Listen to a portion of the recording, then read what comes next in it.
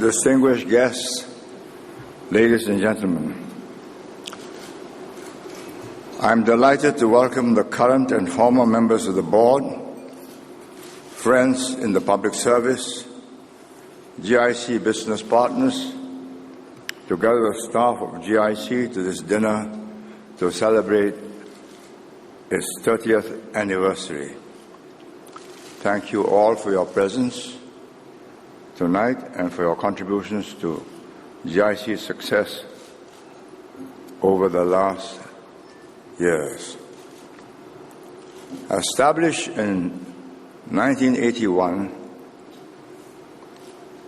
it reflects the high priority recorded by the Singapore government, especially the late Dr. Goh Keng Swee, who was then Deputy Prime Minister, to manage Singapore's long-term reserves more rationally, strategically, and professionally. As we celebrate GIC's 30th anniversary, we should remember why GIC is vital to Singapore's national interests. First, Singapore is highly exposed to the vagaries of the global economy. Our national reserves are a buffer or a shock absorber for Singapore in downturns like that in 2009. It helped us to keep jobs with a job credit scheme where we created jobs by adding to the salaries of those holding jobs so that they work even when it was not in their interest to take the lowly paid jobs. Second, a strong national balance sheet fosters investor confidence and hence enhances the stability of the Singapore dollar. Third, income from our reserves supplement government revenues, and to sustain our policy of building the reserves, we need a capable reserve manager like the GIC to invest the funds with a long-term orientation and to garner good returns. The vision to create GIC was original, bold, and forward-looking. When it was established, the idea that the country should manage its reserves for long-term returns was unconventional. Some even considered it irresponsible to invest our foreign reserves in risky assets like equities. Today, however, many countries have established sovereign wealth funds of their own and are doing likewise. GIC recognized early that talent would be key to success. One of the most important reasons for the creation of GIC was to enable the hiring, developing, and retaining of the best talent, and we have been successful. Another reason was also to ensure that Singapore was able to develop the essential capacity of managing our reserves ourselves so that you could better control our long-term destiny. Meritocracy and excellence are the core tenets of GIC's culture today. We have also been willing to embark on new strategies and take calculated risks in order to attain good returns. GIC was an early investor in real estate.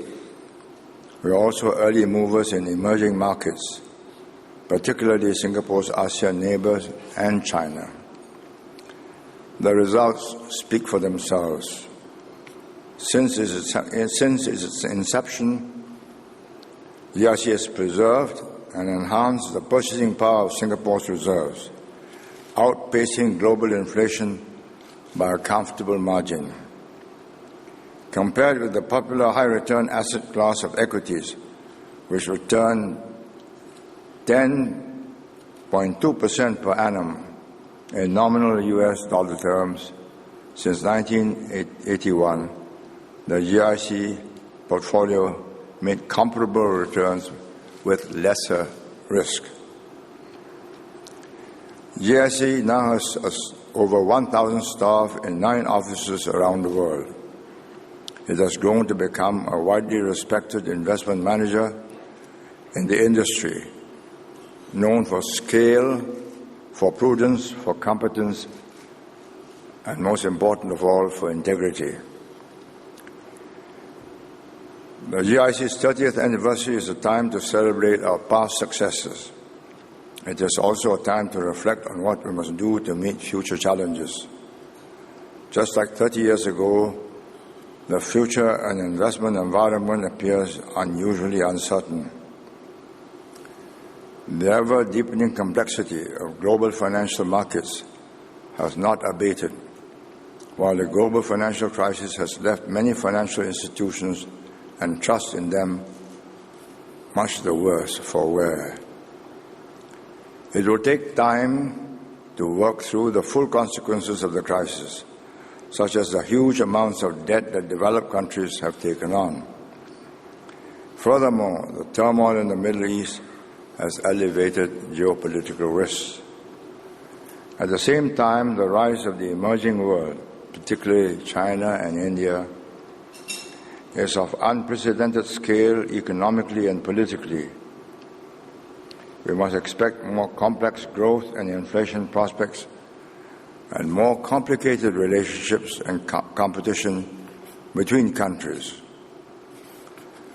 The rise of emerging economies will not only change geopolitical dynamics, but will also put immense pressure on natural resources and the environment.